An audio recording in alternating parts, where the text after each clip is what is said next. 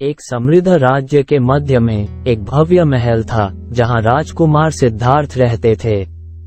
विलासिता से घिरा हुआ और दुनिया की कठोर वास्तविकताओं से बचा हुआ, राजकुमार जीवन के वास्तविक सार के बारे में बहुत कम जानता था।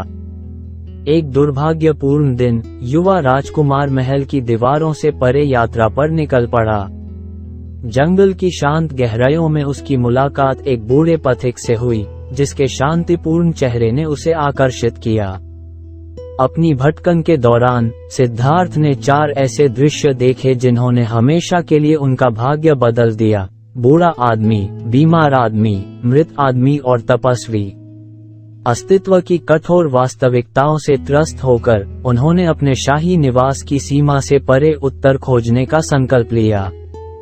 अपनी राजसी स्थिति को त्याग कर सिद्धार्थ जीवन, मृत्यु और पीड़ा के मायावी सत्य की तलाश में आध्यात्मिक खोज पर निकल पड़े। अटूट दृढ़ संकल्प के साथ उन्होंने तपस्या और ध्यान की गहराई में प्रवेश किया, अस्तित्व के रहस्यों को जानने का दृढ़ संकल्प किया।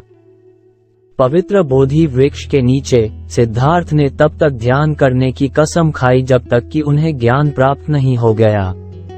आंतरिक राक्षसों और प्रलोभनों से जूझते हुए वह सर्वोच्च ज्ञान प्राप्त करने के अपने संकल्प में अटल रहते हुए सबसे अंधेरे घंटों में भी डटे रहे। जैसे ही सिद्धार्थ ध्यान में गहराई से उतरे, इच्छा और भ्रम के अवतार मारा ने उन्हें अपने रास्ते से रोकने की कोशिश की। धन, सुख और भय के दर्शन के माध्यम से मारा ने सिद्धार्थ को भटकाने का प्रयास किया। फिर भी अपने उद्देश्य में दृढ़, सिद्धार्थ मारा के धोखे को पार करते हुए दृढ़ बने रहे। रात के सन्नाटे में जब दुनिया अंधेरे में डूबी हुई थी, सिद्धार्थ को गहन जागृति का अनुभव हुआ। सत्य के प्रकाश से प्रकाशित होकर उन्होंने पीड़ा के चक्र को पार किया और आत्मज्ञान प्राप्त किया। बुद्ध बन गए जागृत व्यक्ति।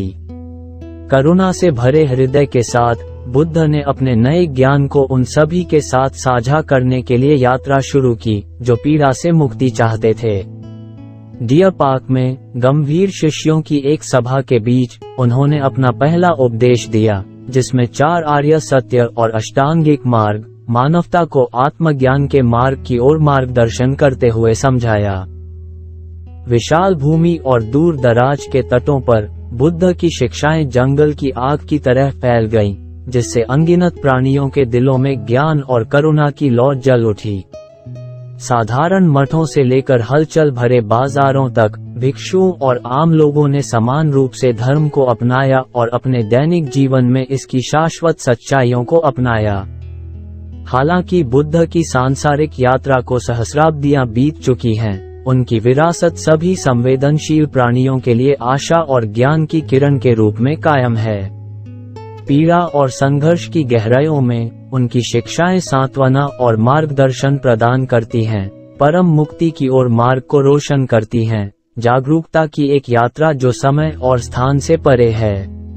निष्कर्ष: जैसे जैसे हम अस्तित्व के उथल पुथल वाले समुद्र को पार कर रहे हैं, क्या हम बुद्ध के कालातीत ज्ञान पर ध्यान दे सकते हैं? जीवन की असंख्य चुनौतियों के बीच करुणा, ज्ञान और आंतरिक शांति की खेती करना, क्योंकि हमारे दिलों की गहराई में आत्मज्ञान की रोशनी हमेशा चमकती रहती है, जो हमें मुक्ति और जागृति के तटों की ओर ले जाती है। कहानी का अंत: मनोरम दृश्यों के साथ ये कथात्मक यात्रा दर्शकों को प्रेरित करने और उनका उत्थान करने का प्रयास करती है, उन्हें सत्य, करुणा और ज्ञानोदय की अपनी खोज शुरू करने के लिए आमंत्रित करती है, जो गौतम बुद्ध की कालातीत शिक्षाओं को प्रतिध्वनित करती है।